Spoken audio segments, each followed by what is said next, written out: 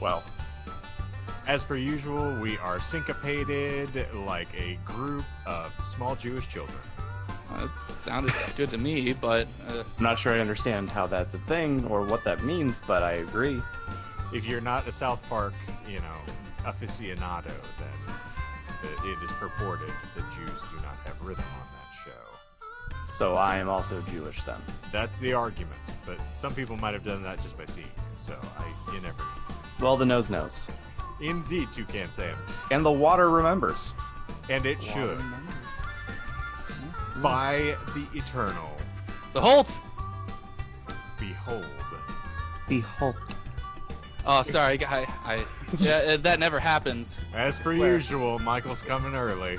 Go figure. Well, you see, it's because his microphone slipped forward in time, so it's not his fault. It's his microphone and Audacity's fault. It's not his fault.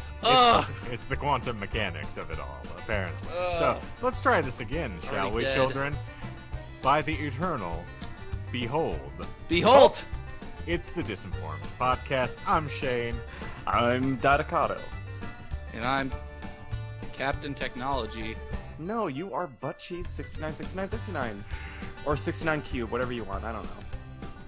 Our cannon is actually firing balls at this point and injuring circus midgets, so it's getting more dangerous. But welcome to another Finer Than Frog Hair edition of the Disinformed podcast. We are elated to have you with us, as per usual. So how are you gentlemen doing? I mean, aside from my whole life being on fire, this is just fine. You should get that checked then if it's on fire, if it burns. Yeah. It usually does. I was going to say, it's John's knowledge is if it hasn't fallen off, it's still fine. Fair. Yeah. So by that logic, I am just barely fine. And by that logic, the story from last week means that both Joe Biden should still be elected president, and I won't have anyone coming out of the woodwork to tell me that I did anything wrong. There was no impropriety in that date at all. I should have just gone ahead with everything and waited for the tinglies to start below my nose. Yeah. Michael, how are you feeling? I'm alive. That's as much as I'll say. All right, Richard Edwards, well played. There we are. Yeah, so Shane, I know that we've only been living with the episode being live for 2 days now, but have you heard anything from anybody yet from your story? There is no feedback thus far. And I can't say that good hurts news. My feelings. I'm always happy to be able to just manage to escape unscathed as a Teflon man. Yeah, I mean, no news is good news. Yeah. Or good news for people who love bad news. Yeah. I suppose. I mean, whatever floats your boat, I guess. Or blows my non-existent hair back. Get you off, whatever. Becky was posing a question to me, much like last week, as I'm walking up the stairs to log on to start the show. Have you swapped out a word for FAP yet, or? No, I haven't had the need yet. Okay. Well, how about aggressively chafe? Oh, I like that. I can post that question. Chafe. What was?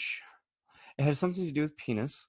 Oh, okay. Oh, she was saying, because I was quoting Tiger King to her, where Joe Exotic is talking about how like most of the men that he was with were allegedly.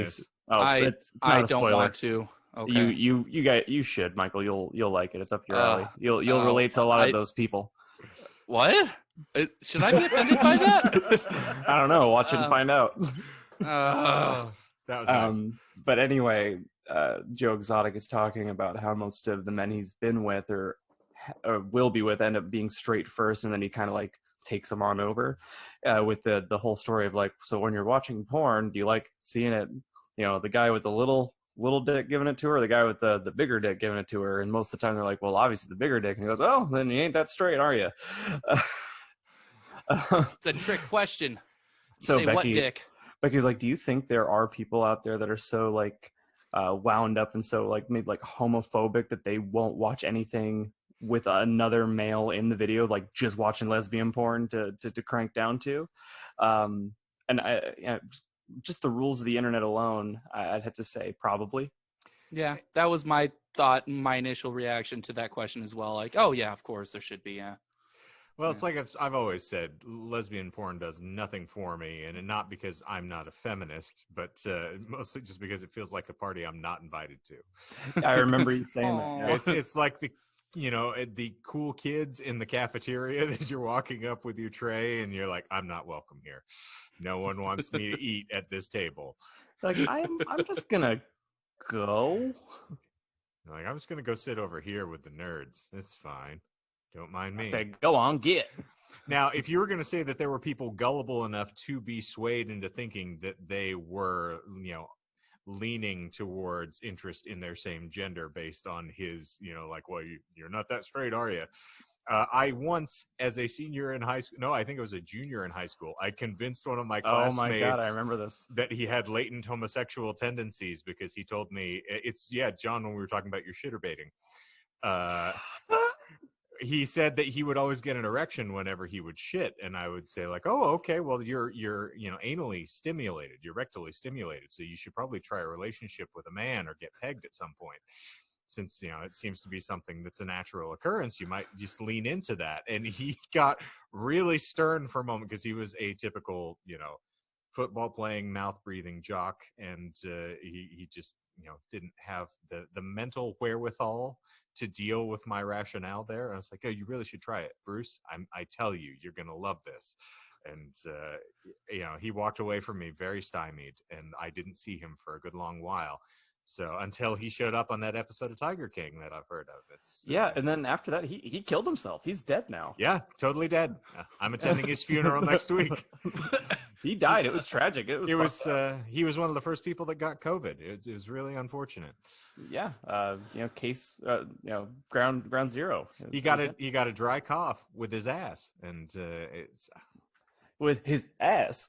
Peculiar. So instead of watching Tiger King or what all the newfangled folks are watching these days, my rabbit hole is I'm watching like sports from 40 years ago. Okay. If not longer. So I started watching, I watched the Boston Celtics versus the Los Angeles Lakers in the 1969 NBA Finals. Nice. And then flash forward to the Boston Celtics versus the Phoenix Suns in the 1976 Finals. And now I've just flashed forward today to the 80s. So I watched Game 7 of or maybe it was Game 6 of the Lakers and the Philadelphia 76ers from 1980. And then the 1984 Lakers Celtics Game 7. So I'm just cycling my way up. Yeah. So you must have really been really pleased when you saw my message last night. I was. It was a marvelous thing that you and I are firing on the same cylinders. To clue you and Michael, I sent Shane a message because there's sales going on the PlayStation Network right now. They do it's monthly sales, dumb shit. Yeah. But NBA 2K is on like $20 right now. So we decided just to go halvesies on it because I guess I should have checked. I'm assuming you can play against each other. Anyway, I text Shane that I finally got 2K because I thought that he also had 2020. Turns out he has 2018, but we're with each other in spirit. And I also while we were talking or like downloading it, I was like, well, I guess it makes sense for it to be on sale now because I mean the season's fucking dead. Like you're not gonna make much money off of it. Yeah, makes sense. Yeah, it's as has been verified here on many occasions, I am a cheap bastard. So if I can't find it for under $10 at Zia, I haven't bought it yet. So I felt like I was pulling a U maneuver when I was like, oh, I probably wouldn't have bought it full price, but $20, that's great. I've kind of gotten disgruntled with the 2K franchise. The gameplay is fantastic. I was an EA Sports kid, but they kind of got me. But now they sort of like microcharge you for everything, and it's really frustrating. So yeah, I don't support like the loot boxes and all that other stuff. It's a waste of money. The other thing that frustrates is after a couple years, they no longer update their server, so I cannot play any of my created characters on 2K17, and now 2K18 just crapped out on me as well. So they force you to flash forward. You cannot play the older games after a while because it just doesn't update anything. Created character is what you're So saying? yes, you can create your own player, and then you have a story mode that you go through as a career. So I naturally, like most people, create myself and then go through the career. Nice. And it's a lot of fun because then you get to have upgraded skills, and the more you play, the better you get naturally, as you would expect. So practice actually pays off in that game because you can go work out and get more muscle and things like this. So it's an interesting dynamic and true to life. But when you put in all of that effort and then a year later you can't access it anymore and the character's basically dead in the water, it's not fun anymore. Yeah, that would frustrate the ever-living piss out of me.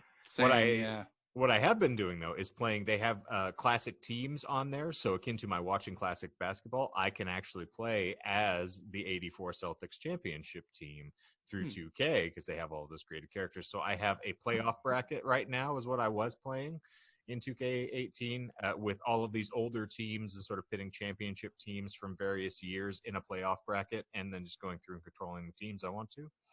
Well, hell yeah. We've gone total bizarre sports podcast for 5 seconds here, but okay, we're it's used to jumping around. Yeah. You can make Shaquille O'Neal from the Lakers in his later years play Shaquille O'Neal when he was a young man playing for the Orlando Magic, and it's an interesting skill test. That's when he has the 2 teardrop tattoo coming out of his eye, correct? Or is that not? That hasn't happened yet. Okay. I didn't know that Shaq joined the Klan. I'm like, huh? I didn't know he had any tattoos like that. To get you back on the Kevin Smith, the circle around here is, you call yourself a Klansman, you son of a bitch?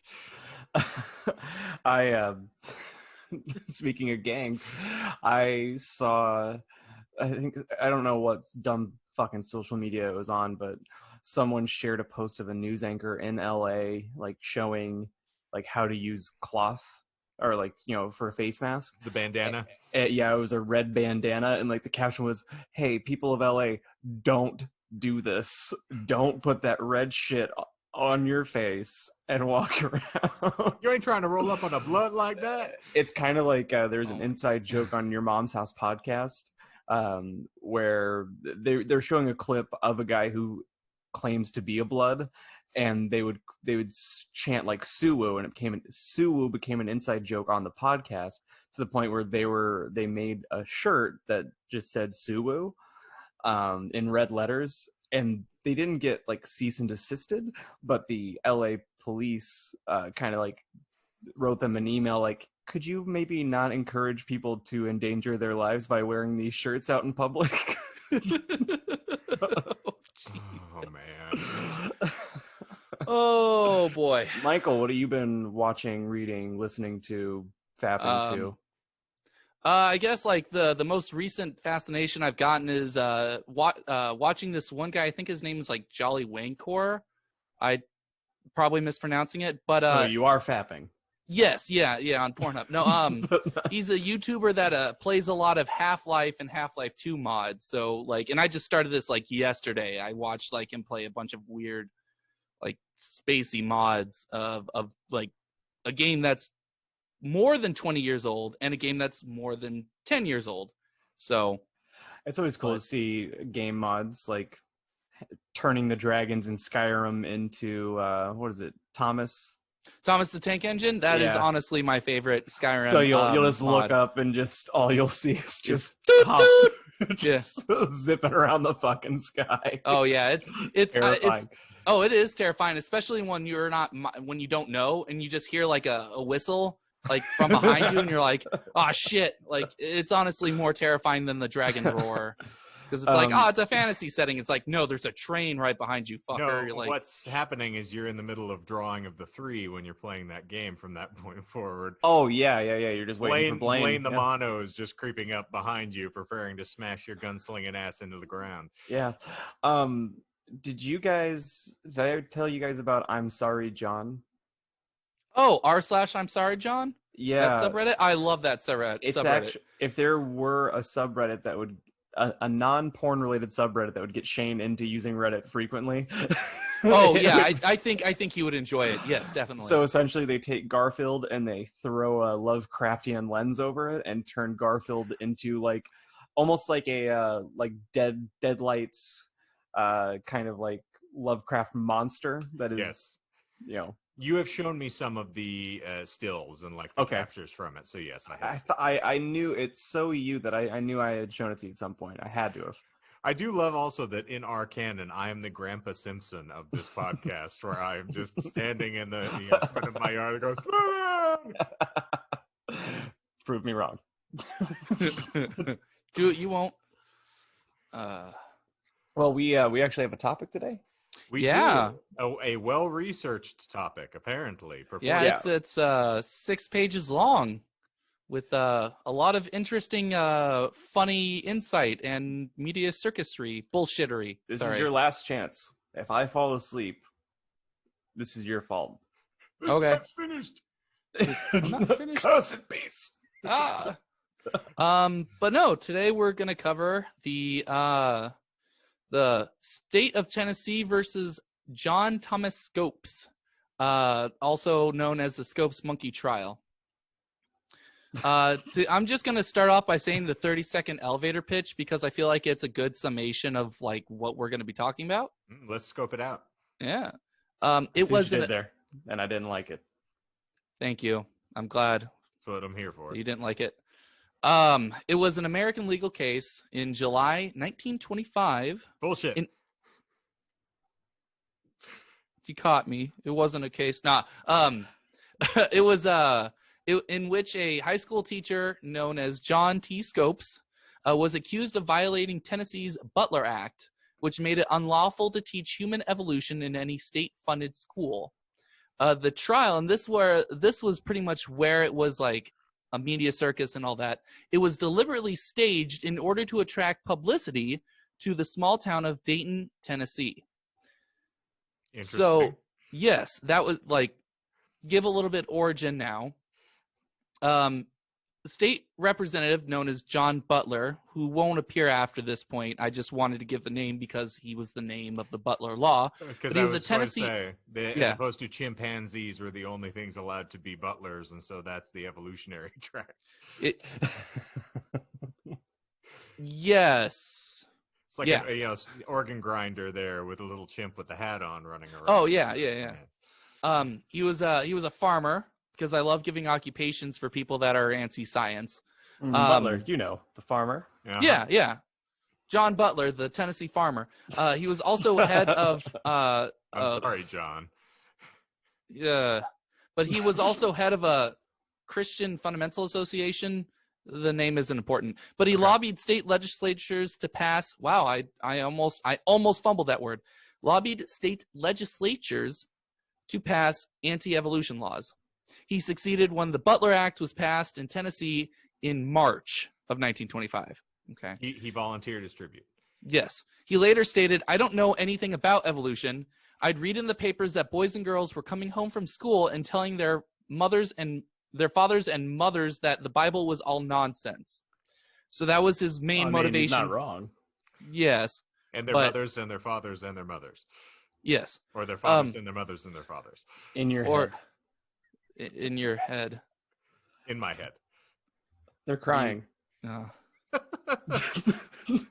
Sorry, one off the rails. There we go. Yeah. Hey, Michael, can I get this out in the front real quick? Sure. If Shane or I catch a majority of the lies on this episode, can you in turn shave down to just a mustache because you'll look just like Ned Flanders? Oh no. No. Okay, you know what? Oakley dokley. Yeah, sure. You know what? I'll do it. I'll do the bet. How many lies do you have? There are I five. have 5. Yes, I did say 5 to earlier. Michael earlier. So do you want to play it super fair? And if we catch 3, yes. All right, cool. But you have to catch them at the moment. So how we usually play the game. Okay. I like where your head's at, but at the same time, I shudder at where this puts down or precipitates because I'm not shaving shit. I'm not either. It's just that how you guys look on camera right now.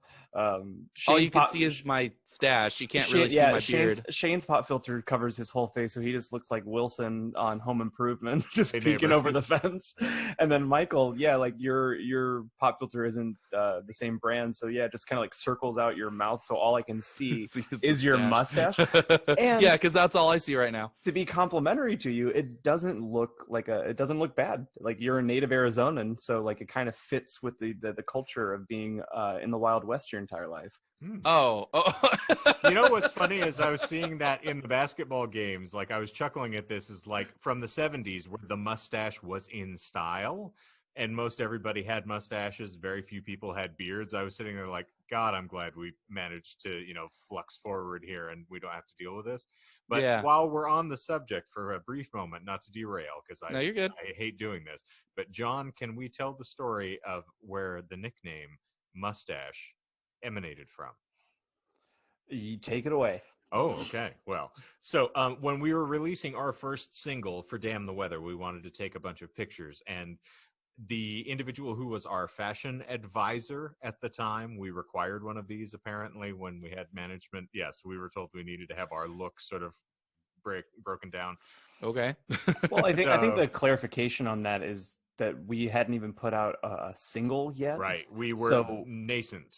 This manager in particular was used to working with pop bands where image is 50% of the whole thing. So I get it, but to Shane's point too, it's like, how about we find out what we sound like before you dress us up? And also based on prior conversations from John's ex-girlfriend, there were two fat, ugly boys in the band. So, I mean, aesthetic was not going to be our strong selling point. But so we went out shopping, we bought clothing, or at least some of us bought clothing to try to augment the look. And in the midst of this, we were told that there were too many beards in the band. So that we needed to sort of amend this because everybody, with the exception of like our drummer, had kind of stubble. And it wasn't like a full beard, but he was mostly sort of unshaven. John had a beard, I had a beard, our bassist Mike had a beard, and our other guitar player had a beard. So everybody had a beard. So John agreed he was planning on getting rid of the beard anyway, so he just took it down to a mustache. I cut the mustache out because I have had like the Abraham Lincoln look for a long time, so I just shaved down to that. All the other motherfuckers kept their beards, so apparently the reduction by 2 was sufficient for how we were looking, and you know, bless beard, good old Jolyn for saying that was all that was required. But so then John, once he shaved, it was such an interesting look because I had never seen him simply with the mustache. That mustache became, his nickname later on because we played our first show out as a full band. And we had a rough night because we were playing in a Christian coffee shop. This is a story that devolves even further than this. But you've told that story before, yes. I believe, in a prior episode. Mm-hmm. So we had gotten a little unruly by the end of it because we were all kind of having a rough go. And maybe this was another night. Am I remembering correctly, John? Like this was like an acoustic show that you and I did, I think, when we did the residency. Yeah, we played so many shows there that I don't really remember the whole rigmarole, but it's inconsequential to the story. But nonetheless, we were playing and we were told we were too loud and we needed to turn down. And John, in John's glorious non-passive aggressive way, got on the microphone. He's like, I hope that this is quiet enough for all of you objecting people out there, sort of something akin to this. It got a little snippy.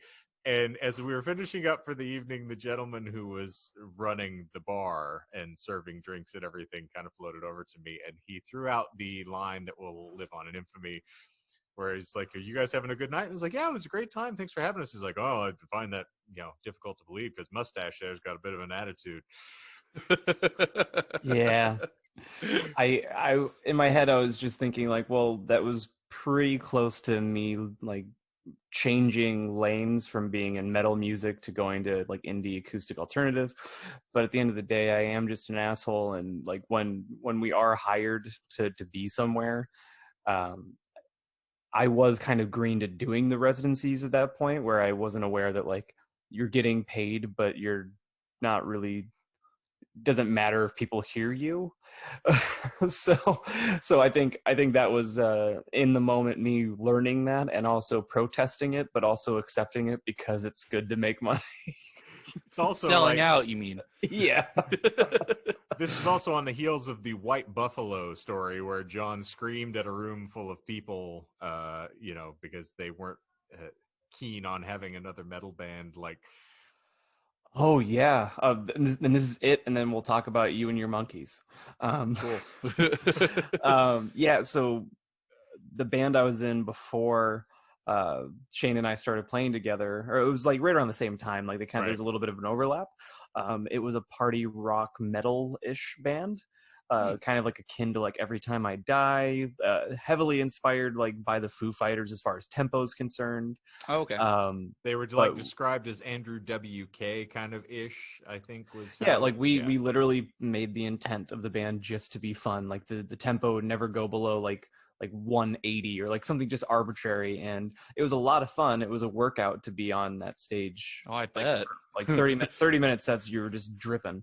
Oh yeah, going at 180, like we got put on a show with Great White Buffalo, which is not a party rock band. They're more like an Americana, post-country.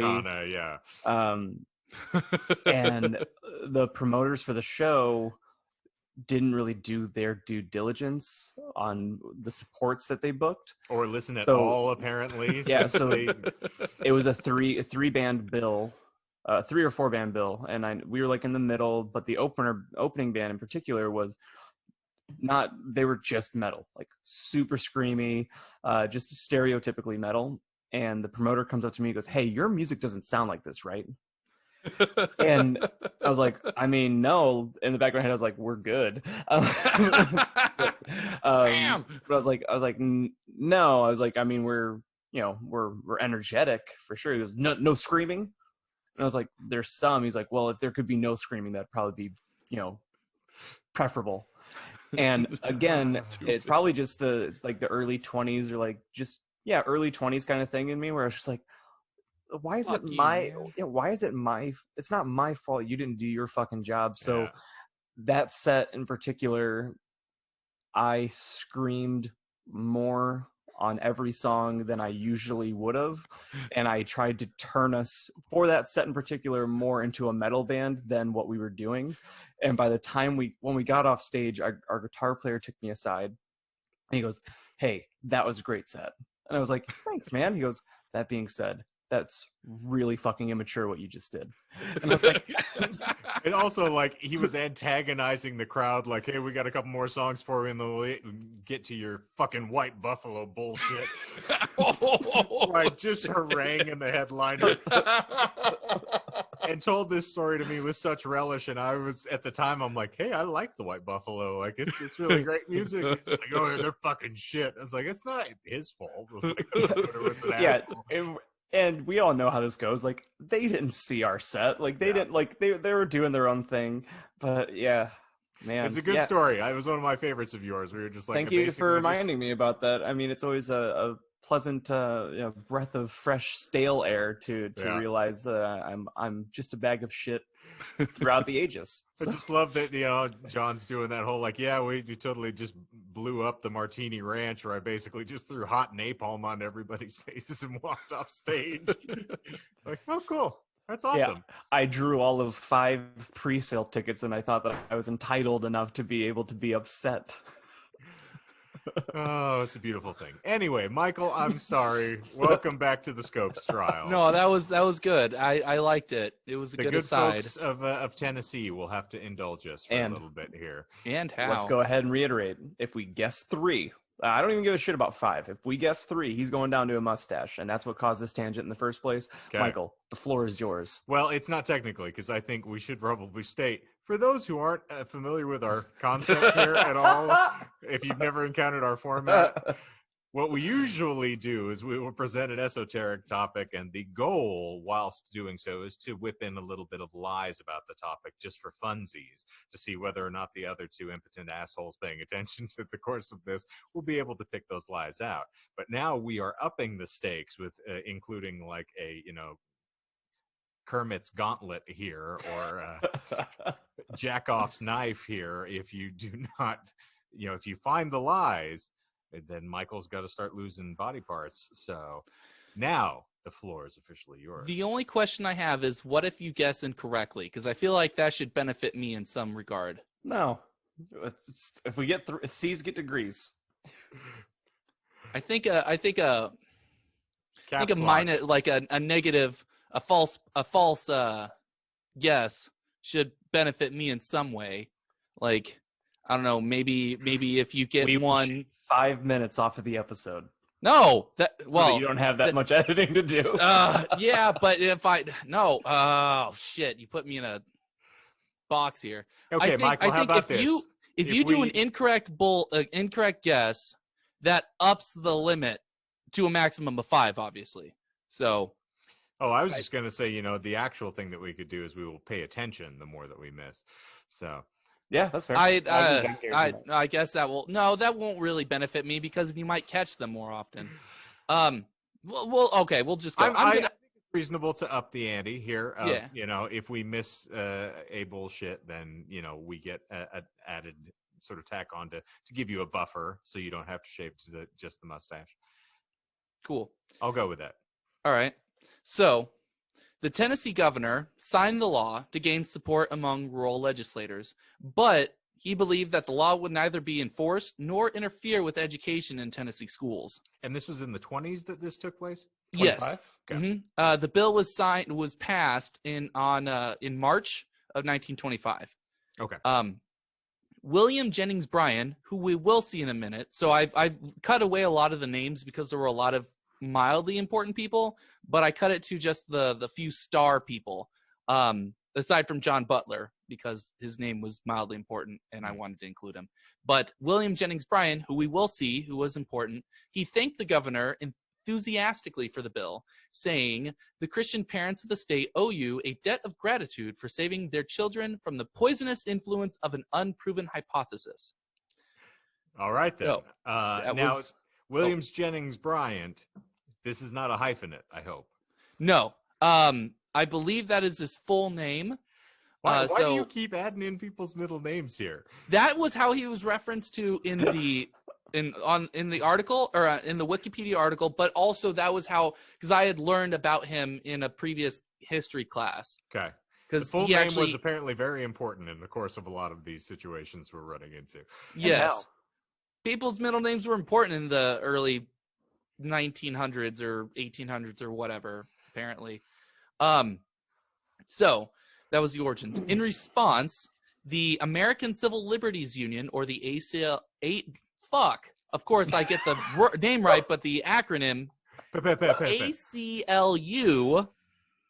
offered to defend anyone accused of teaching the theory of evolution in defiance of the Butler Act. Bless them. Which is exactly, that's anytime I see anything about the ACLU, that's like essentially what they're doing. Like, I see liberties being threatened, let's do something about it. At no point during the course of this did anybody bring up the separation of church and state and why, putting in litigation against, the rubric for school is a problem. Not that I saw. Okay. Which just makes this whole thing if I could describe this case, it would be a clusterfuck. It's reasonable. Okay. So, local leaders in Dayton, Tennessee saw their chance. If they could find a teacher who would teach evolution in class, they could host the trial, which was bound to be a national event, which they were right. The superintendent of the school board, a local store owner. Fuck? Yes. Prostitute is what we call them nowadays. Ooh, sex worker. That's a sport fuck. Thank you. Yes. The superintendent of the school board, a local store owner, and 2 local lawyers searched for a teacher who would help out, eventually finding John Scopes after the school's regular science teacher turned them down. Now, Scon Jopes. Yep. Now, yep. Scopes was not the regular science teacher? No, he was actually a substitute for the regular biology teacher. Oh. He agreed to be tried for violating the act. He was charged in early May 1925. So again, the same year, just 2 months after the act was passed. He was charged in early May with teaching evolution from a chapter in a textbook called Civic Biology Presented in Problems, which described the theory of evolution, race, and eugenics. So he also, at this point, he urged the students to testify against him and coach them in their answers. Again him. Again. Yeah. Either you with him or you again him. Right? He was indicted on May 25th, which I think that means that he goes to an actual trial.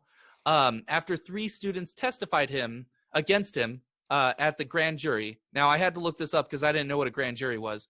Okay. It's a jury empowered by law to conduct legal proceedings and investigate potential criminal conduct and determine whether criminal charges should be brought. It's basically what they do prior to taking it to a judge. So Okay. it's they bring in to see whether or not there is grounds to actually initiate a trial. Okay. So, all right, then that makes sense then. One student afterwards told oh, Christ. And you want to narrate the story. No, I actually thought about it. Also, was eugenics actually part of that whole thing? I was It going was. to say that he paused for too long, and I was thinking about it. But Did I yes, get one? you Yeah. did. Well done. 2 more to go, motherfucker. No. It was true. No. You got to think about the time as well. Eugenics was a big deal back then in social Darwinism. So I knew keeping that in there and pausing, because I know that's an obvious tell. Yeah, because that's in your show notes. You put dramatic pause. Dramatic pause No, here. I wish. No, I didn't do that, but no, it was true. Okay. I originally put a note there saying, because it can't all be right about stuff. It's It's also keeping in mind it's the interesting 20s. that predates, World War II, where, of course, eugenics became a very important part of the process. Yeah. Oh, Far yeah, more featured in the national consciousness. Yeah. Oh, definitely. So then that's one for me. So then I would say It's that a good try, John. you need 4 lies, which makes me a lot more happy because I don't think you'll find 4. I was a little nervous that you'd find 3, but I don't know if you'll find 4. What's going to happen, though, Michaels? We're just going to come to your house and shave down to your mustache regardless. We're just going to hold you down and shave all that It shit would off. not be the first time that I've stood over you while you sleep. Nor will As it be long the as it's last. 6 feet away, then that's all that matters. Well, Social my distancing. spit is 6 feet away. I was going to say, John's going to be standing over you looking like Pennywise, just drool hanging down off of his mouth. And straight Oh, into when your you said face that, like- I thought you were talking about from chapter 2, where it's in the House of Mirrors, and it's he's on the other side of the mirror and his tongue's all out and everything. So I guess, Clint Eastwood, the question that I'm asking you is, do you feel lucky? Because I feel like I can throw rope for 6 feet away. I don't want to test that theory because you know what? I can believe it. I believe it. At the John and very I least, I'll talked just about this. Neanderthal it and I'll just throw it into my hands and then throw it at you. We called that the silence of the lambs. Just or the Spider-Man. I bit my wrist. Look at the blood. Migs. One student afterwards told reporters, while evolution is the devil's work, taking hold of our once proud nation, I don't like the government telling me what I can or cannot be taught. It just ain't right. What I can or cannot be taught. Yeah. Okay. They're trying to take our jobs. The Turk our Jews. English was apparently very important to the Tennessee school folk. All right. So Judge John T. Ralston, who is an important character, he accelerated the convening of the grand jury and, quote, all but instructed the grand jury to indict Scopes, despite the meager evidence against him and the wildly reported stories questioning whether the willing defendant had ever taught evolution in the classroom. So there's that. And that was a quote that pretty much sorry, am I talking too loud? I'll move this away as well. Okay. Because I leaned forward and I got really excited. Yeah, I can tell. It's. I've been kind of gauging whether or not I wanted to say anything, but it just continues to escalate. So I'm like, before we get any further, I might as well just get. I'll just install like a stick or something that's like. Just keep your hand attached to right here me. at all times, just to make sure that you separate. I can't do Also, that. a good trick if you put a fist between your chin and the mic. Oh Pretend- no, mine is like Pretend you're way far doing away. like bathroom karaoke. Yeah, for And you, and I know it's something you're used to, like two hands, just Walrus sit. over my mouth. Yeah, just like that. Walrus, yes. Okay, Anyway. no, I'll. This should be fine. Okay. I moved the mic away, so if I lean forward a little bit, then it should. Yeah. And also just, calm down. No, I can't calm down. I'm wired. I took like several lines of cocaine before we started. Good. And that is canon. Okay, so Scopes was charged with having taught from evolution in violation of the Butler Act and was nominally arrested, though he was never actually detained. The then owner of the Baltimore Sun, the largest newspaper in circulation based out of Maryland, put up the $500 bail for Scopes. So like, this shit's gonna be interesting.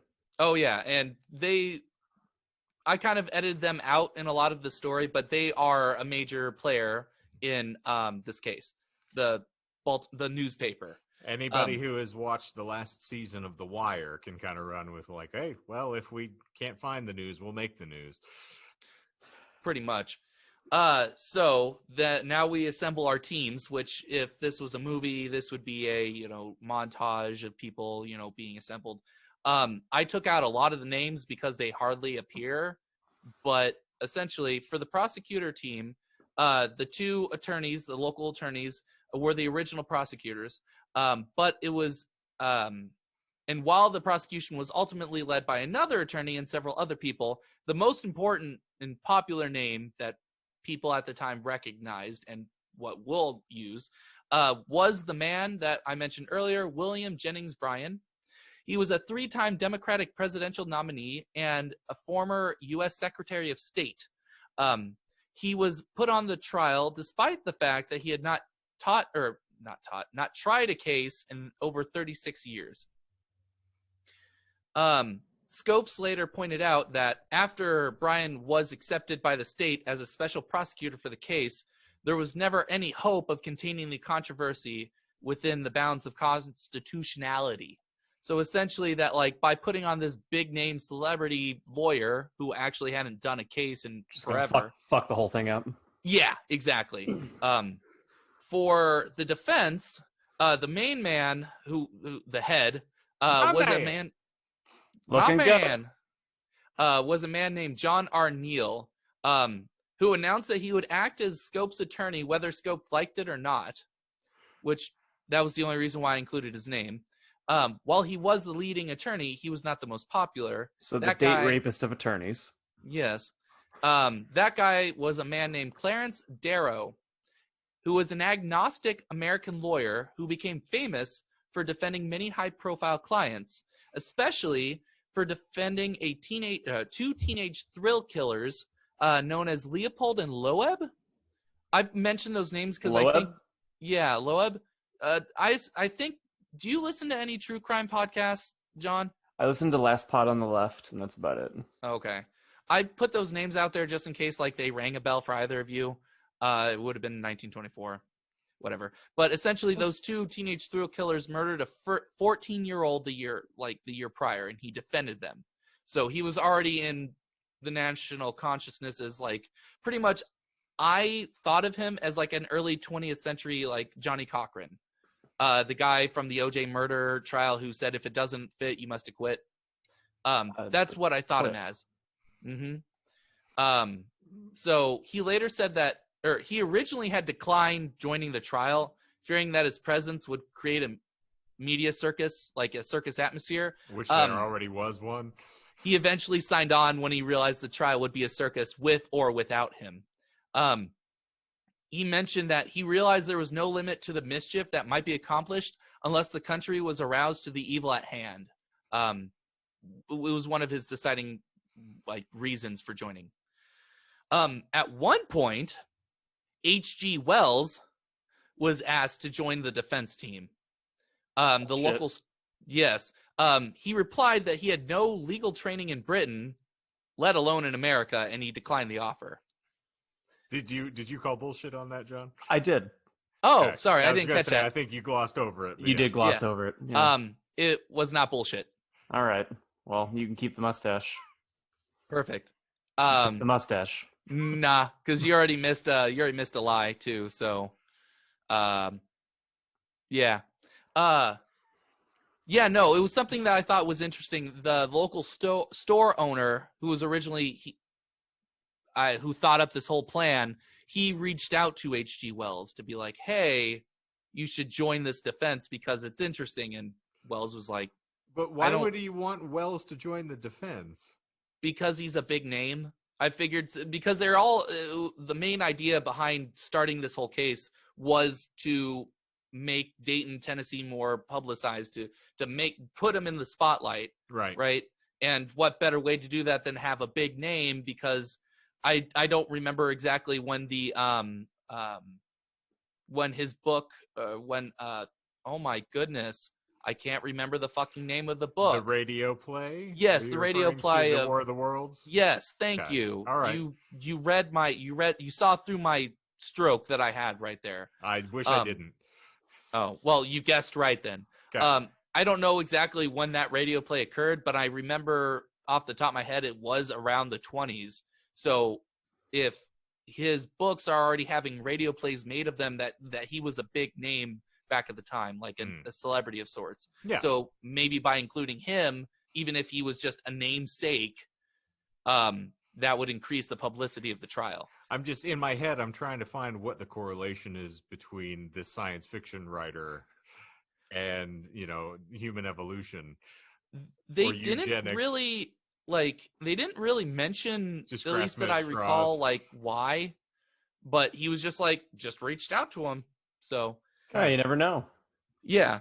Additionally, while the case was being covered by newspapers from the South and around the world, including the Baltimore, why did I write that way? Essentially, because the case was Baltimore Sun was kind of the one that had a vested interest in it. Yes, they also were paying part of the defense's expenses. Right. So the Baltimore Sun was covering the trial, as you'd expect. Yes. It was actually a journalist writing for the Baltimore Sun who provided the trial with its most colorful labels, such as the monkey trial of the infidel Scopes. Also, as a little, yeah, exactly. Also, as a fun fact, it was the first U.S. trial to be broadcast on national radio. All right, then. H.G. Wells did it. Yes. You said this is in Tennessee? Tennessee, yes. Okay. Dayton, Tennessee, not to be confused with Dayton, Ohio. You were probably thinking Dayton, Ohio, huh? For a second. Yeah. So kind of lead up to the actual trial, which occurred in mid-July. Mm-hmm. So there was a lot of setup for it because he was indicted in on May 25th. Yeah. On May 24th, about a month before the Scopes trial, the Times, so the New York Times, wrote that a state representative had asked the War Department for tents to house all the expected visitors to Dayton. Plans were also made to create a railroad city of residential railroad cars. The Science Association, whoever the fuck that was, even proposed, right, that the trial be held in a stadium. What the fuck? Exactly. The New York Times called Dayton the Evolution Arena. A town known primarily for its strawberry production had suddenly become a new entertainment capital. Known as the Monkey Town throughout the country, Dayton capitalized on the influx of visitors and press. New soda shops and restaurants sprang up, charging as much as they could to visitors and members of the media. Darn it. I don't know why you are so aggressive about this, my friend. But I'm so excited about this because, like, I like this trial because it's such a representative of just like media circus bullshit. It's great. Just don't fuck your microphone. That's all I'm asking. But I hate it. If you do, you'll clean it up later. And how? Oh, I already need to clean it up. On July 13th, 1925, the Media Times reported on the arrival of various attractions to Dayton. So this was about a week before the trial, I believe. Promoters cruelly labeled and marketed one man as the missing link, and there were chimpanzees as well. 2 separate trainers brought chimps to town, and William Jennings Bryan had exclaimed wonderful when he saw them. A cameraman had also come along to film the spectacle, including a famous chimp named Joe Mendy. Now, why would the prosecutor be excited about seeing chimps? Yeah. Yeah, Michael. The Vox website, or the Vox article that I read about this case, that's where I got that information from. All right, well, by the eternal. Behold. At one point during the case, the prosecution even tried getting one of the chimpanzees as a witness, with the goal of asking if it was related to Darrow, the popular defense guy. Yeah, I was gonna say, John, I'm gonna go with you on that one. I'm just gonna have to call bullshit on that. Okay, on yeah. principle. Yeah, it's like, yeah, you got There's a me. degree to which I can believe the American judicial system has a little wiggle room in Tennessee, but I sincerely doubt that you can, sign an affidavit for a chimpanzee. The stenographer alone would be losing her shit. That would actually be quite funny to see how they would record it. We have shorthand for a chimp. And we're back. That was interesting. Always. Okay. So, we don't need to explain what happened. Let's expand our scope. Tomfoolery. Okay, so the actual trial. Oh, yeah, actually, yes, you did get a bullshit, so you have 1 point. So we're back to 3 again. 3 more to go. I like it. Yeah. Well, 3 more to go. Yes. Mm-hmm. Yeah, sure. Okay, so but we're already 3 lies down? Yeah, I mean, we basically we're not going to see him with a mustache at this point. We'll see. I'll think about it. We will see him dead. Fuck. Damn. Get him. Darkest timeline. Yeah, that's a little bit rough. Okay. Anyway. Bring it, monkey man. So the actual trial. So now we're on the actual trial. Stop screaming.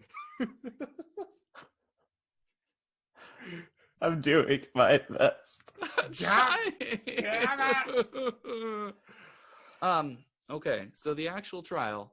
So the ACLU, the defense, originally intended to oppose the Butler Act on the grounds that it violated the teacher's individual rights and academic freedom and was therefore unconstitutional. Principally because of the Clarence Darrow, the popular defense guy, this strategy changed as the trial progressed. The earliest argument proposed by the defense, once the trial had begun, was that there was actually no conflict between evolution and creation, the creation account in the Bible, later called deistic evolution. In support of this claim, the defense brought in 8 experts on evolution. Okay. Aside from there were 8 evolutionary experts by the 20s? It was all of them. There's just 8, and they got them all in there because they were clamoring for things to do. Every last one. Well, aside from one zoologist, the judge would not allow these experts to testify in person. Instead, they were allowed to submit written statements so that their evidence could be used at the appeal.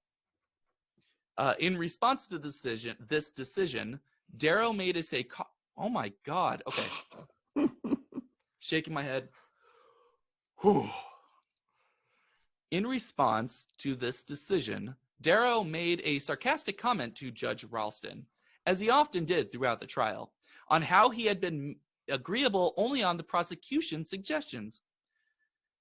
Darrow apologized the next day, which kept himself from being found in contempt. Well, I mean, but also if you're taking into account that the judge essentially forced it through and, is arguing, unless that's bullshit, but I would say that causes a bit of alarm if I'm working for the defense, or it's like, well, you were angling for this for a reason, so let's call this a mistrial right now. other than the fact that we know we're just trying to gain attention for this, you know that the fix is in. So it's kind of like a rigged fight. Welcome to professional wrestling in a courtroom. Basically, shit. Yeah.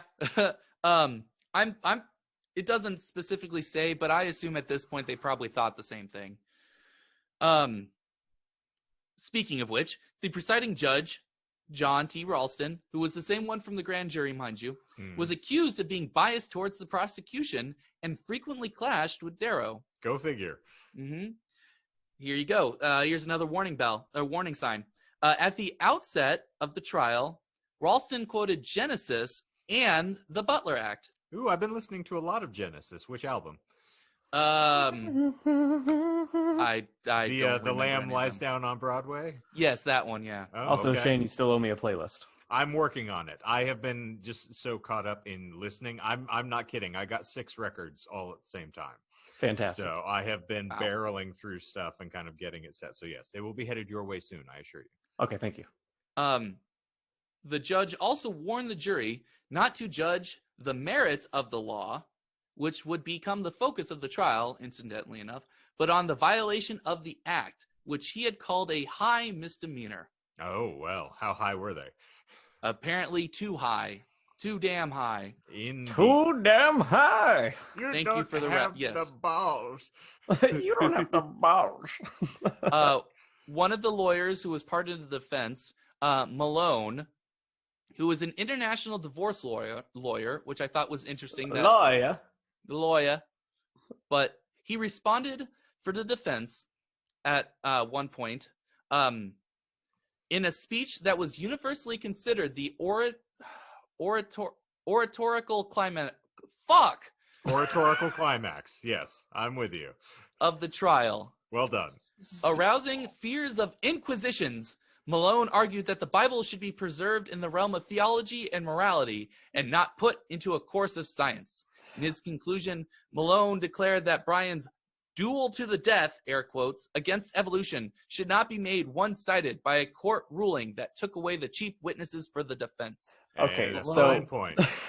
I've been rewatching Venture Brothers, and I just finished season 1, and I promise this tracks.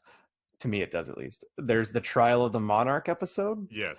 And there's Tiny Lawyer. Uh-huh.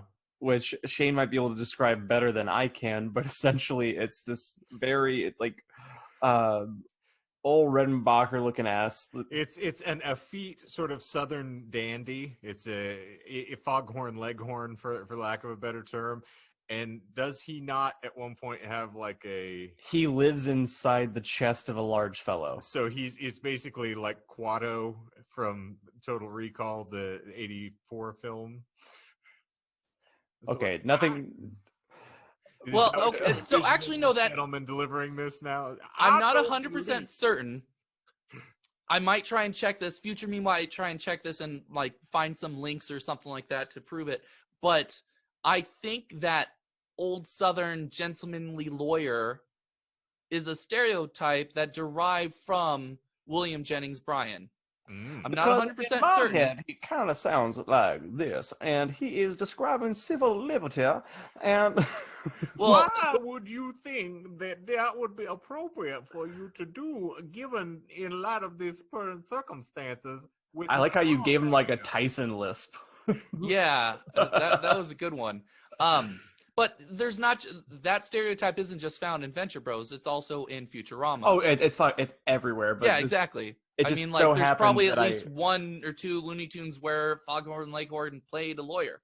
Oh, absolutely. So it's just funny that all I could hear was that voice in my head when you're talking about the proceedings, because that's all it's all I can see right now is Tiny Lawyer talking about evolution. So anyway, let's see. In his conclusion, Malone declared that Brian's duel to the death against evolution should not be made one-sided by a court ruling that took away the chief witnesses for the defense. Malone promised plea. Yeah. Malone promised there would be no duel because, quote, there is never a duel with the truth. Okay, at that Batman. point, he claimed, I rest my case and sat down. Okay, so Jesus, he knows me, and he knows I'm right. We're back on the Genesis kick again. On the 6th day of the trial, the defense ran out of witnesses, probably because figure. they were all getting, yeah, exactly. The judge declared that all the defense testimony on the Bible was irrelevant and should not be presented to the jury, which had been excluded during the defense. I see you shaking your head there, Shane. I remember that my caveat to this being presented was we cannot continue to dogpile on Christianity, and this makes me want to do so very violently. Well, I mean, It does lend itself to that for sure.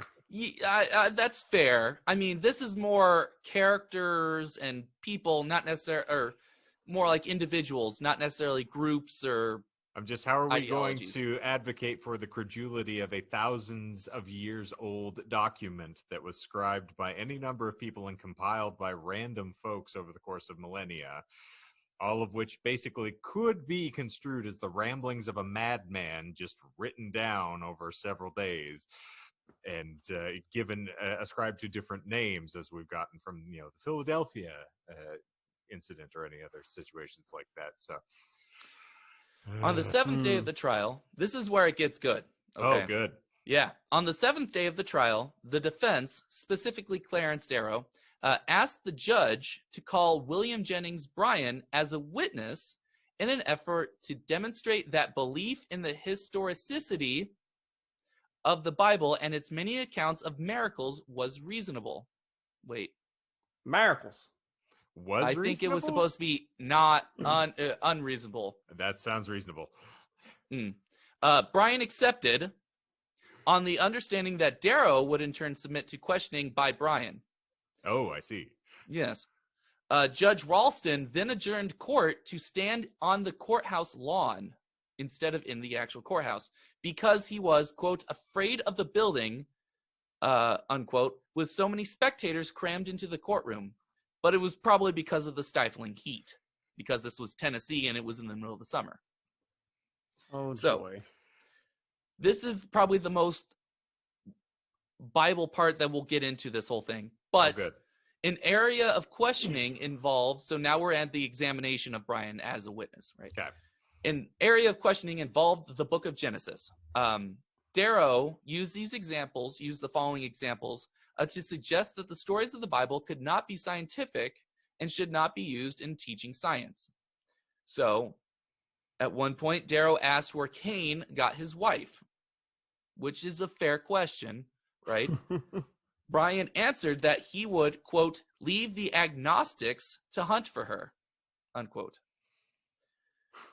Darrow addressed the issue of the temptation of Eve by the serpent. Bryan insisted that the Bible be quoted verbatim rather than allowing Darrow to paraphrase it in his own terms. Darrow also asked how Jesus could come back after 3 days, mentioning how Jesus' body would have been severely decomposed at that time. Bryan replied with the definition of a miracle, an extraordinary event manifesting divine intervention. Wow, I don't know why I had struggled with that word. In human affairs. God brought back, Go for it. God brought back Jesus on Easter Sunday for a reason, and that reason is clear and evident in the Bible. Now, I might be quibbling here over language, but I'm going to call bullshit on that last one because you said he was focused on Genesis primarily, and that is not contained in Genesis. Yeah, you're right. Yeah, it was Okay. bullshit. Yeah. Hooray. Oh, so maybe we will see you in a mustache. No, you've already missed 2. So who knows? You might even if I throw out your false accusations, your wrong guesses, you might still get 3. Maybe. Okay. So yeah, you're right. He's not in Genesis. He's not even in the Old Testament. Yeah. Okay. I do like that you went to get the definition of a miracle, though, or a miracle, as you call it. I looked it up. I literally took like the dictionary.com definition of it. Can we committing for sure? Can we make that a new thing that if we want to ever insult someone's intelligence, call it a miracle? Oh, did I? It's an miracle. It's an miracle. The M is silent, obviously. It's like how you do AN for hour. For it's an hour. No, the way you pronounced it was miracle. as opposed to miracle, but I thought it's Miracle. brilliant. It's, It's from America. I miracle. guess It's I a like have miracle. embraced the Southern culture or the Southern like accent. I don't know. I'm shrugging here. In the words of our editor, roll tide. Indeed. Yep. We are coining that, though. That is officially going into my lexicon from this point forward. Is if someone Miracle. says random, stupid freedom fries sort of nonsense about some purportedly magical Jew doing something brilliant, I'm going to say, oh, that's an miracle. Well done. Proven. A miracle whip. At this point during the questioning, Darrow had told Brian that you insult every man of science and learning in the world because he does not believe in your full religion. Brian's declaration in response was, "The reason I am answering is not for the benefit of the Superior Court. It is to keep these gentlemen from saying I was afraid to meet them and let them question me. And I want the Christian world to know that any atheist, agnostic, unbeliever can question me any time as to my belief in God, and I will answer him." So essentially, he's saying, fuck this case. I'm calling out the haters. Prove I'm wrong. Prove Exactly. I'm wrong. I will defend that in that, I appreciate someone who has the actual conviction of their faith. That's fair. We've mentioned before, I think that is marvelous, and I really appreciate people who are that fervent in their faith and who can quote the Bible chapter and verse. Like, in all honesty, it's admirable. Like, if you believe that sort of ardently, then I'm impressed by it. I will absolutely applaud it. I think that occasionally we might just take a step back. And again, why are we arguing this in a courtroom? That's It's just another one of those things where I find, like, in matters of state, it's really difficult to argue that this is a relevant conversation. Now, we can beat that over the head as much as we want to, but it's just, that's the one point I want to make whenever we have those conversations. Is it's like, why is this being debated in front of people trying a case? Anywho. So actually, you hit the nail on the bud. Like, so the lead prosecutor objected for the prosecution, demanding to know the legal purpose of Darrow's questioning. Brian, gauging the effect the session was having, snapped at him and said that its purpose was, quote, to cast ridicule on everybody who believes in the Bible. He then spat on the floor and called everyone in there the R word and stomped out. I mean, to his point, like, I mean, yes, he is kind of casting aspersions and making it the subject for ridicule. I mean, there's also the argument to the contrary as well, that the reason they're having that trial in the first place is trying to sort of put science up on the chopping block in the same breath, where you're like, you're an idiot for believing we are evolved from monkeys. Have you read this case? Because you are calling what happens every time. I think it's just kind of this sort of churlishness is really, it's every debate that has ever been had between individuals who are sort of fundamentalist believing creationists and those who believe in evolution. Is just, we have this as a constant argument of like, well, we're going by observable things, but even then, if you don't, we have a series of events that can point to the Big Bang having occurred, but I mean, none of us were there to witness it. We didn't have documentation of it. I mean, it's speculative based on known facts. Yes. So there's an argument from the Christian side as well. It's speculative based on known facts. So there's rationale on both sides, which is appreciable. And so now they basically just evolved into screaming epithets at each other just to get it on the record. I mean, yeah, because Darrow, with equal, you said the word venomance, retorted, "We have the purpose of preventing bigots and ignoramuses from controlling the education of the United States." I do love ignoramus. It's one of my favorite words. Yeah. Does not get used enough. No, I agree. True. I have so rarely had the opportunity to use it in a sentence. A few more questions followed in the charged open-air courtroom. However, after another angry exchange, Judge Ralston banged his gavel, adjourning the court. Bless him. He finally have a modicum of restraint. How is he banging his gavel on the lawn, by the way? Since I think they moved a majority of the court actually out to the lawn. Well, because they wanted to make it an arena. Well, yeah, I've seen. I think I've seen pictures of them in the actual like open air, and there are like podiums and all that other stuff. So I think they moved a lot of the stuff inside the courtroom out. The whole I'm sorry, turning a court case into a carnival. What do you know? Oh, definitely. The whole confrontation between Brian and Darrow lasted approximately 2 hours and would have continued longer if not for Judge Ralston's announcement that he considered the whole examination irrelevant to the case and his decision that it should be expunged from the record. Like, this is an argument you have in chambers for anybody who's actually attended a court case. But then furthermore, let's go into, if we want American film versions of trials, this is exactly what you would expect to happen. It's probably one of the causes for many fictionalized depictions of, court cases. Oh, most definitely. There's a movie written or that was made in the 50s. I think it's The Wind Follows or something to that effect. Okay. That was essentially a recreation of this trial, but under the but with McCarthyism, since it was a more modern or a more current thing. Okay.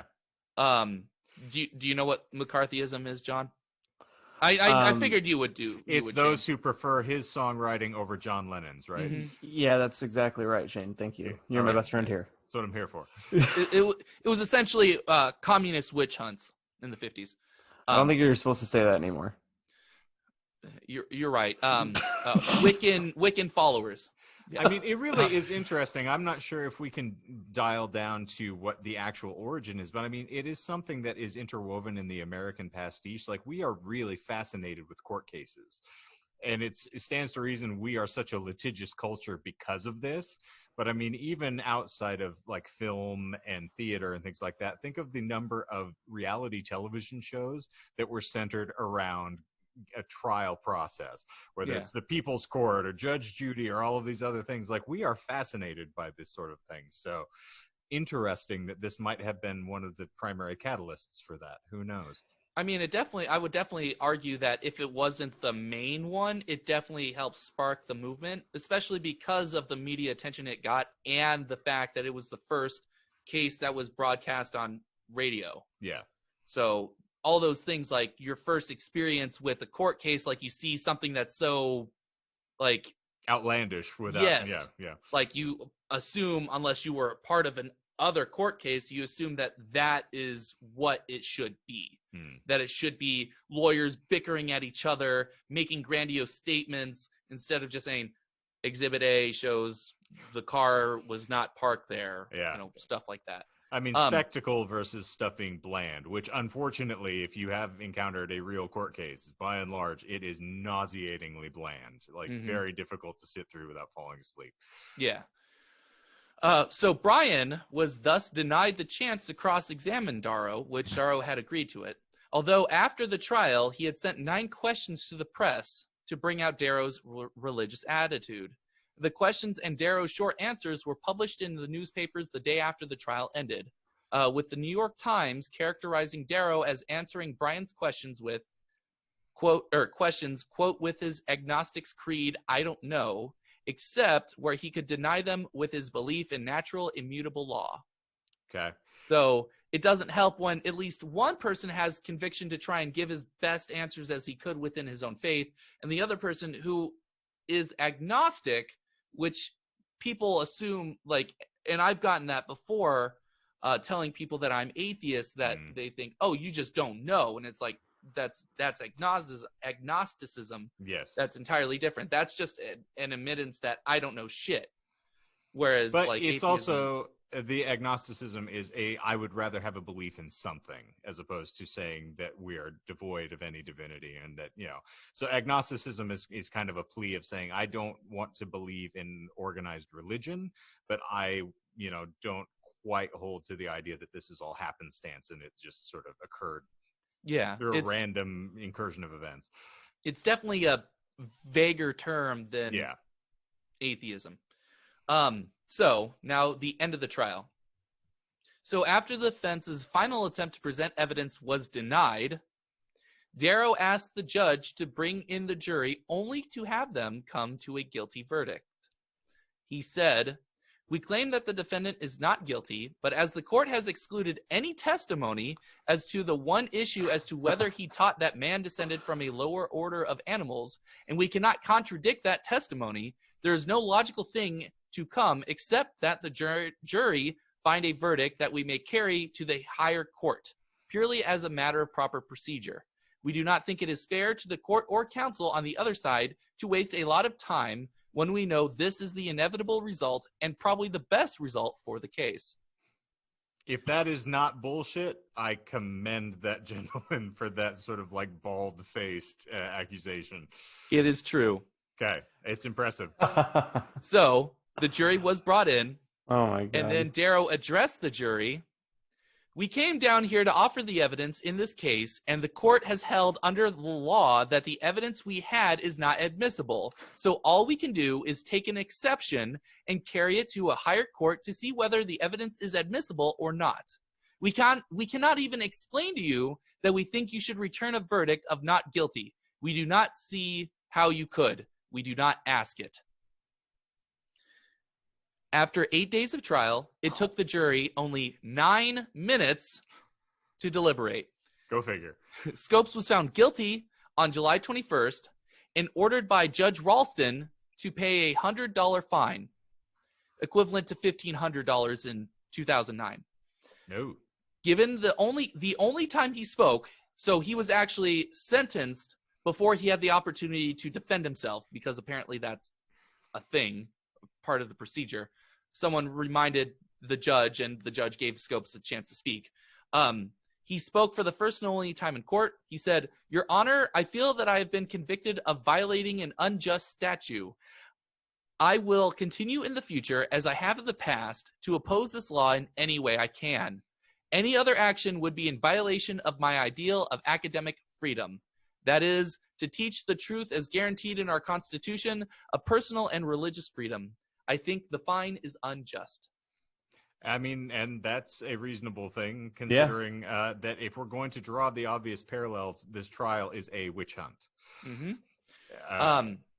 So William Jennings Bryan, died suddenly the very next day after the trial's conclusion. The connection between the trial and his death is still debated by historians. Bullshit? Yeah. It was actually 5 days after the trial's conclusion, but okay, still very close. So the connection between the trial and his death is still debated. I mean, if you're like, I can't imagine that would be a very stressful thing, especially if you're having your faith challenged so deeply. Mm-hmm. Especially the man was like in his 70s. And I mean, it was a passion play, obviously. Like, yeah, he lobbied to get brought into the trial. So it's not shocking, but yeah, that's it. Takes a toll, obviously. Mm-hmm. So, there was an appeal to the Supreme Court of Tennessee. I'm summarizing it, so It's very short. So the Scopes lawyers challenged the conviction on 4 grounds. Okay, so I'm going to just list the grounds, each one, and then how it was rejected. Okay. So they first argued that the statute was overly vague because it prohibited the teaching of evolution, which was a very broad term. The court rejected that argument, holding, quote, "Evolution, like prohibition, is a broad term. In recent bickering, however, evolution has been understood to mean the theory which holds that man has developed from some pre-existing lower type. This is the popular significance of evolution, just as the popular significance of prohibition is prohibition of the traffic in intoxicating liquors." I included that quote because I thought that was actually a good parallel, an interesting parallel to make, in that evolution itself is very broad, yes, but the specific reason of why it was being violated was, John, you're muted. The dogs were barking, so he. Oh, okay, cool. Yeah, I'm trying to be a good friend. I mean, it pops up on the edit anyway, so it doesn't matter either way. Okay. So it's fuck fine. you and your family, apparently, John. Yes, very much. So, Well, in which case, I hope the dogs bark for 1,000,000 hours. Yes, Pork. indeed. No, I think it is a really interesting point to make, is that they weren't arguing the mechanism of evolution, and they weren't arguing, it's from a legal standpoint, they picked the wrong venue to argue whether or not it was a just law.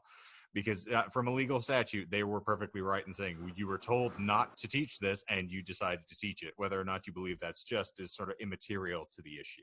Mm-hmm. So, yeah, I think it's reasonable for them to say. Yeah. The second, they argued that the statute violated Scope's constitutional right to free speech. The court rejected this argument, holding that the state was permitted to regulate his speech as an employee of the state.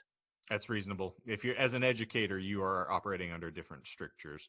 So, they argue the third ground. I wasn't really sure. It was arguing about some bit about violating the Tennessee state constitution. It was rejected. Okay. That was essentially it was about some wording of the law or something like that. All right. They last argued that the statute violated provisions in the Tennessee Constitution that prohibited the establishment of a state religion. Now that I will go with.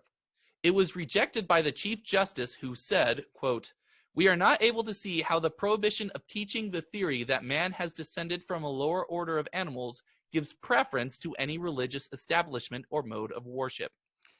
It just it basically puts forth the idea that there should be religion, and that there should be some form of religion included there. Whether the lack of it is one that's being excluded is immaterial to them. Mm-hmm. Reasonable. So, with that, the court found the statute to be constitutional. However, they waived Scope's fine because of a legal technicality. The jury should have been the one to set the fine, since under the state constitution, Tennessee judges could not at that time set fines above $50. And the Butler Act specified a minimum fine of $100. Ah. So Scopes was found guilty. The statute was found constitutional, but Scopes didn't have to pay the fine. So essentially, smack on the wrist and a lot of dumb time wasted. A lot of dumb time wasted, and yes, I think I'm not going to quote 100%. I'm going to be vague as possibly because I remember reading it, but I didn't want to include it. The Butler Act was rejected later on with a court case in the 60s, like a Supreme Court case, I believe. I was going to say, eventually you have to just get into some sort of a national court at that point to try to overturn the state law. And then you got quibbling between federal law and state law, which is always fun. It's always a very intriguing proposition when you start getting into states' rights versus national rights, and how the Federation all fits together. I mean, that's kind of why we fought the Civil War, right? Over states' rights? That's the argument. So we embrace myopia as long as it's on a state level. That's perfectly fine. Yeah, of course. And if you don't like it, get out. You can always move to Liberia. Enough. Myopic. Yeah. Mm. Word of the day. So that's it. I didn't want to really write about the kind of like ramifications and stuff, because I got into it was kind of depressing. A lot of states passed anti-evolution legislation in response. Arizona was specifically mentioned. Oh, I was a little embarrassed. The state is an embarrassment, so. There would be an interesting correlation to make if you were to look at the educational systems and see which of them were the higher ranking educational systems, since I believe we are still the 50th rank. No, I checked, I think last year. We've moved up. I think we're in the like 49. 40th. No, even better. I was actually surprised. We're not in like dead last. We're like in the like 40th, 42nd place. But I mean, we were dead last for a good long while. Which we were fighting with, I think, Mississippi for dead last for and Arkansas was another one for quite some time. That was actually, as Lewis Black famously put forth, that was one of the running sort of claims of Bill Clinton when he was running for president, was that he moved the state of Arkansas from education from 50th to 49th. Oh, goodness. That Lewis Black joke is sort of like, I don't think that's much of an accomplishment. Like, what did you do? Finally give him pencils? Good news, Timmy. You don't have to scrawl in the dirt with that stick anymore. We found paper. By golly, I do declare that this has made my lunchtime play far more complicated. What is the name of that boy that works with the glass down in town, Jonathan Watkins? Do you happen to remember? I don't. Oh, that's unfortunate. Okay, so are you ready for the lies that you missed? Yes, please. Give me it. Okay. Give it mustache. Give me that thing. The first lie was the student telling reporters. That was a lie. While evolution is the devil's work taking hold of our once proud nation, I don't like the government telling me what I can or cannot be taught. It just ain't right. I smelt that based on the way that it was formatted, but I didn't want to tell you that your grammar was so atrocious that you said that it was atrocious grammar. Yes, I didn't want to at you in the point of saying that, but yeah, that smelt a little odd to me. But then again, it's Tennessee, so actually the student actually said, "I believe in part of evolution, but I don't believe in the monkey business." Now, see, that's a quote that we needed to have here. Yeah, I don't believe vital. in the monkey business is my tag for this week. Yeah. In fact, here. I think you got your episode title, "Monkey Business." I think that's just clear as day. Yeah, okay. And how? All right. Let's see. You got the chimpanzee as a witness. Oh, you did. I can't believe it was a fucking thing. I give you kudos for having the balls to throw that off. It's an actual lie. So speaking of South Park episodes, fuck. So I mentioned, I think the Chewbacca defense kind of came from this sort of case as well. Probably. Maybe. I don't recall. No. Sorry, no, that came from OJ. That was from OJ. Yeah. Never mind. But anyway, so a little background. I had talked to Shane. I think it was yesterday or 2 days ago or something on our chat, mentioning that I kind of restructured how the lies were, like what kind of lies I was giving. Right. Because every time I describe this show to people, I always think of like talking in a bar, like you're just shooting the shit with people in the bar, and then you start talking about a certain thing, a certain topic or something like that, and you might like throw in a little bit of exaggerations here and there to like make it more interesting, keep people's attention and focus on you, because you're like kind of just wowing people, like, look at me, I know this shit. The braggadocio. The best term, and I think I've used this before, and it can be a good descriptor you can throw, is there's a professional wrestler who has pointed to the fact there's a lot of hyperbole involved in many of their tales as they sort of give one. It's because it was a sold out arena. There were people hanging from the rafters. Sort of his commonly used phrase is "never let the truth get in the way of a good story." Yeah. Okay, so yeah. Yes, that so is you could very say similar. that we are beyond hyperbole. Indeed. Is that a reference to? That was my old podcast. Was beyond hyperbole, because we always said it was the best thing ever, or the worst thing ever. So yeah. Gotcha. So the next lie was during the Malone passionate speech. He never claimed "I rest my case" and sat down. Okay. He said everything else.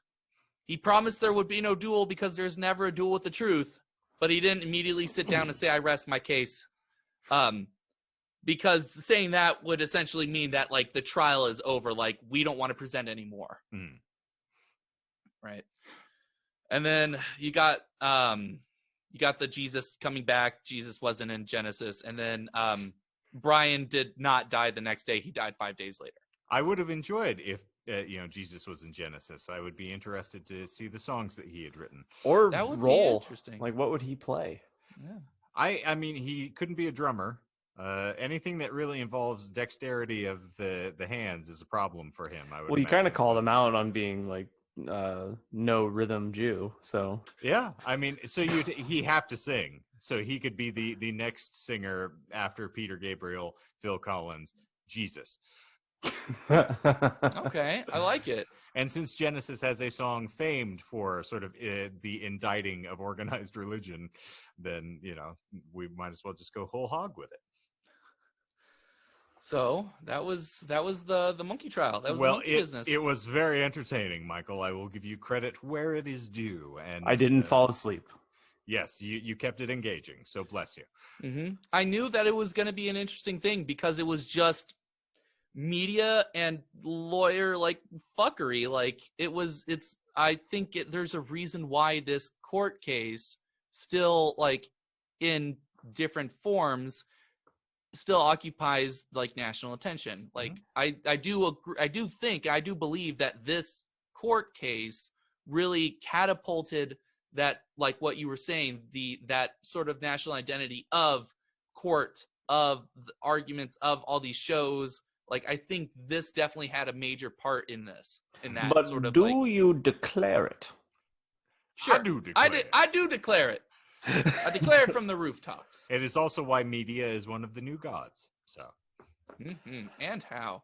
Nice I game, just, Paul. Yeah. I just finished the second season of American Gods. You were talking about that, yeah. and I started reading the book again. So I'm going whole hog here. Man, I need to reread that book. So do I. That's why I decided to go back into it. It's also, having watched the 2 seasons back to back in short order, you realize how heavily they pulled from the work and how evolved Gaiman was in the process. So I'm enjoying it a lot more, having seen the things they pull into the show to pepper it with. If I could get out of my routine that I've made for myself, then I'll introduce another show. But right now I'm finishing up. I think I probably ends up being like 6 hours of gameplay left on Evil Within 2, and it's been a lot of fun. I didn't watch Ninth Gate yet. I was going to watch it last night, but then I'm an asshole, and I didn't realize it wasn't on any of the streaming sites. So I'm just kind of wrapping my head around. I was like, is it worth watching it with ads, or should I spend the money on it? And by the time I was making a decision, I was like, I'm not going to watch a 2.5-hour movie without falling asleep right now. I mean, it's 2.5 hours. It's a pretty long film. There is something to be said for, I'll bring my copy in and we can do this as our official watch along, as we can all just sit and watch it from my copy on Zoom. Ooh. Turn it into like a Rift Tracks-esque. We should do that. Boys' night in. Yeah, we could look into, I'm sure there are sites or peripheral apps that'll provide a cleaner look. You know what I mean? I'm not saying we're going to publish it. No. Well, I mean, we can publish our audio. Yeah, we're going to publish the audio as this is your companion piece to watch it. Because that's something to mull around with for sure. Yeah, because that's how Rift Tracks does it. Then I assume both of you know what Rift Tracks are. Yes. Yeah. And there's also cool. they started doing like a professional wrestling version of that. Yes, they would have the individuals who took part in a match go through and talk about the match as they watch along. It's become a pretty famed sort of process for a lot of the wrestling podcasts these days, as they do watch alongs of matches or entire events and things like that. Like spectating of sorts. Okay. Yeah, so you can kind of float back and say like, oh, well, this was an event that happened 30 years ago on this day. Let's float back and see what the climate was at that point. It's fun. It's interesting. It's interesting. Well, next week, what are we doing? Well, next week, we're going to be back to a freeform episode again. And then after that, I believe I'm going to take up arms and we are going to delve into the myths regarding the filming of The Exorcist. I have been waiting for that episode for such a long time. It's going to be interesting. I use that word far too heavily. I keep chiding myself, but it's like it is a show which garners a lot of interest. So I say it's interesting a lot, but it's going to be engaging. It will hopefully enthralling. Maybe I'll hold off, but the streaming site Shudder. You guys heard about Shudder? So they're doing. I saw that show that it came up. Yeah. Yeah. The Room? No, they're doing they're giving a free trial if you use the code SHUTIN, and I'm tempted to use it because there's a docuseries right now regarding myths around the filmings of prolific horror movies. Yeah, so it's kind of this idea that supernatural events take place in films that regard the supernatural or the paranormal. So it's a lane that I really, really enjoy, and it's one of those few that I don't have to suspend my disbelief too much, and it ends up usually getting me creeped out whether or not I believe in the shit or not, because sometimes, truth, trail it back, the truth is stranger than the fiction sometimes of like how things happen. So I'm excited for that episode.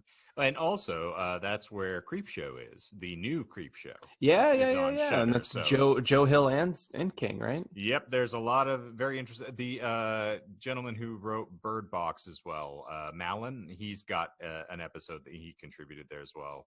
We talked about it during the other King panel that I did at last year's Fan Fusion. Wonderful.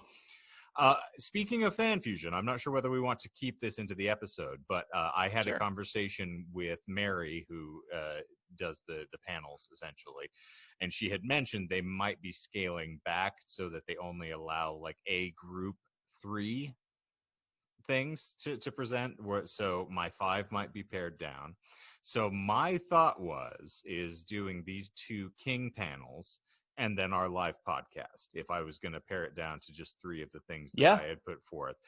Because the Joe Hill one, you know, admittedly, Michael has no idea, and John would need to do a bit of more research to follow up, whereas, like, both of the others had fairly relevant things that happened recently, with both of those being films that were released last year. So it's easy to strike while the iron's hot. And, of course, doing our own podcast live there with the comic book theme, it seems like it makes sense to me. So those were the 3 I was planning on, but if that sounds reasonable to all involved. Yeah, no, it sounds great to me. Cool. Of course. So we'll aim for, and again, that is now moved to September for those playing the home games. So I think it's the 23rd through 25th, but I'm not quite sure. I'll double check on that. But so that is what I will pitch as the things that we're going to try to keep active. And that way I won't be letting anybody down other than the fans of professional wrestling and the females that take part in it. But that's been a little bit chaotic with the individuals that I'm doing that with, and they're not necessarily the most communicative of people on the planet, strangely enough. Oof. For the carnival barkers amongst you. Yeah. So, I think that will wrap us up in a nice, beautiful, and chimpanzee-laden bow this week. Yes. Well, thank you all for listening. We sincerely appreciate you being here with us week by week, and so thank you for sharing a bit of the plague with us. And we hope that you have enjoyed the episode as much as we enjoyed laying it down. And if you are enjoying it, please feel free to follow up with us on all of your preferred social networking platforms. You can find us on Facebook.com/DisinformedPodcast. On Instagram, we are at DisinformedPodcast. And on the Twitters, we are at DisinformedPod. And if you are enjoying the content and you have not yet subscribed, curse you. What is wrong with you? Do so right this minute. And if you dig what we do, please rate and review. We want to come up in a little more of the folks, general search terms, and we want to be a little more readily available for those that might want to get to some BS with us. So check us out there. Give us a like, give us a review. We'd love to hear your feedback. And I think that is going to bring it to a screaming conclusion or a screeching halt, depending upon your preference. Anything else you would care to disclose, gentlemen? I am done with this monkey business. Ha! Well, then I rest my case. For the Disinformed Podcast, I'm Shane. I'm John. And I'm Michael. Thank you for coming, folks. Don't worry. Scopes will clean it up and pay the fine. Or not.